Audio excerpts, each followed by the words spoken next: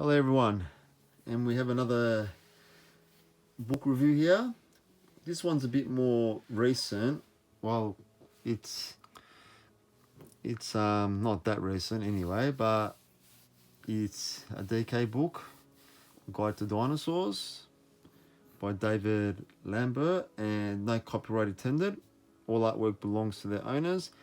And I actually owned this book many years ago, and then like when I lost all my book collection and gave them all to charity, this unfortunately was given away. And again, I had found this a few months ago while book hunting at the thrift store, so pretty happy to have it in the collection again. I'm not the biggest fan of the DK books because of the limited information, and this got Giganotosaurus on the front cover, and this is when Giganotosaurus was very, very popular. So I'm guessing this is really early 2000s, maybe even late 90s. That's when the Giga was really, really popular, I remember. Everything's kind of digitalized. They kind of look like clay models, kind of like toys. Yeah, 2000. So yeah, 22 years old now, this book. So yeah, I remember I did buy this book when it was first released. So it's a great book for kids. But yeah, being a DK book, just not a fan of how they have limited information. But for kids, perfect, and that's what this book is.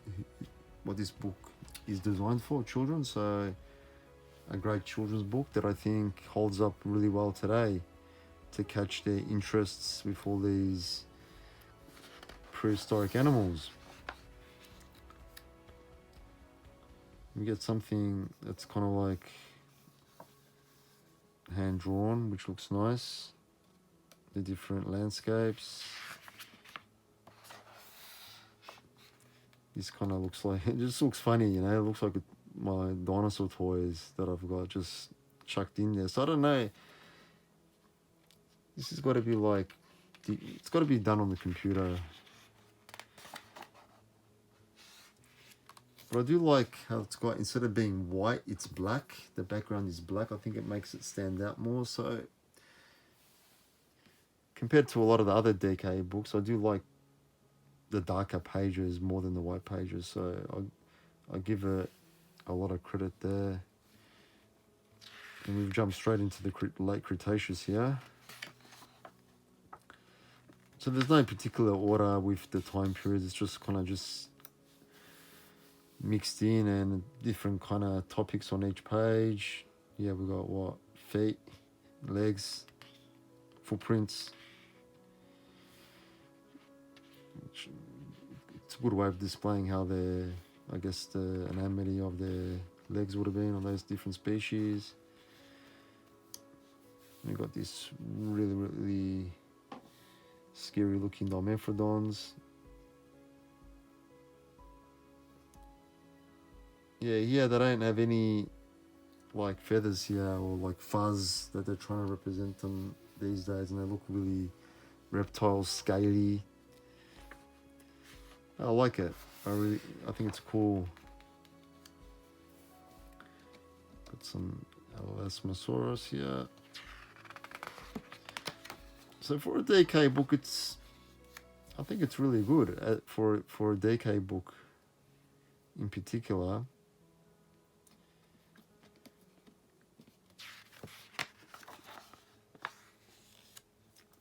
Migration, Pachyrhinosaurus.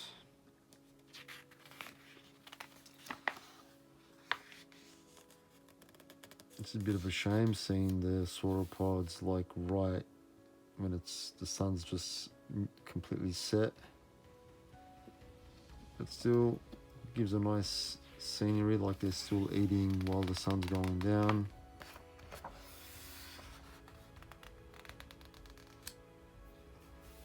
Some duck builds.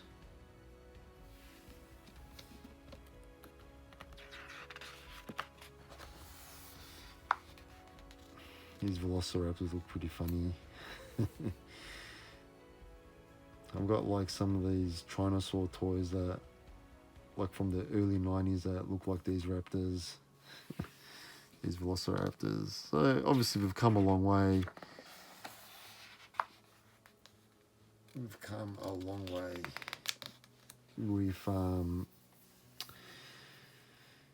with research and technology and discoveries and so forth.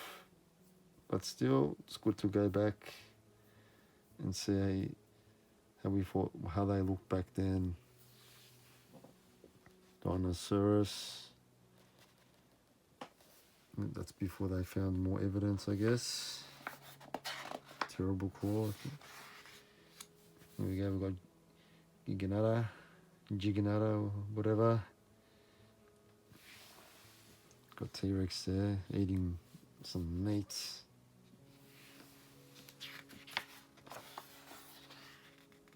It's a Suchosaurus. Yes, Suchomimus. Baryonyx.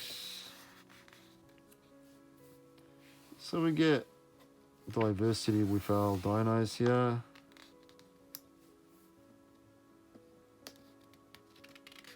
Some nice scenes. A little bit of fossils.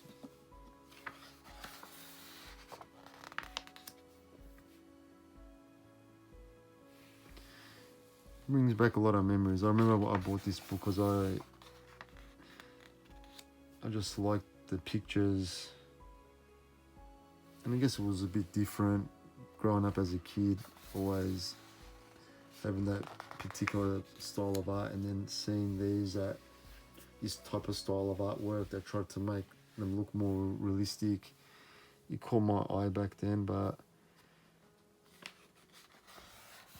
I always prefer the old artwork.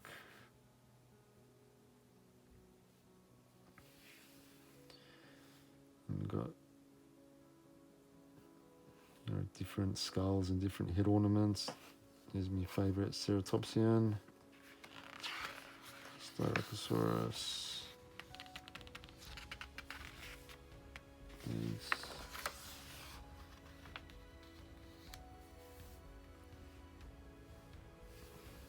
The meteorite.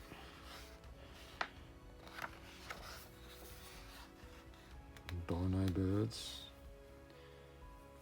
This is when feathers started becoming slowly more and more popular.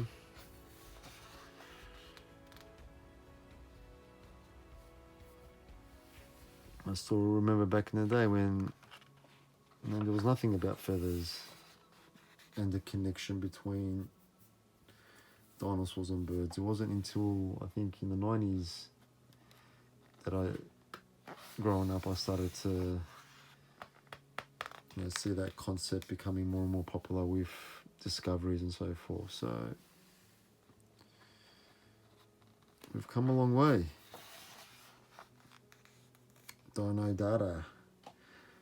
So yeah, this isn't a book that I'll go back to because obviously it's more catered for young teenagers, children, but brings back a lot of memories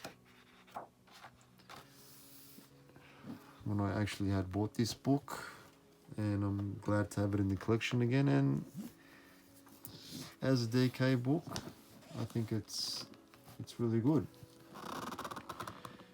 And this one being a little bit more recent, I know it's 22 years.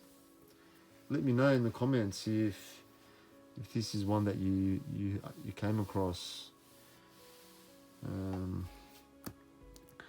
think I'll leave it at that. Hope you enjoyed this review of the DK Guide to Dinosaurs, and I'll see you all next time.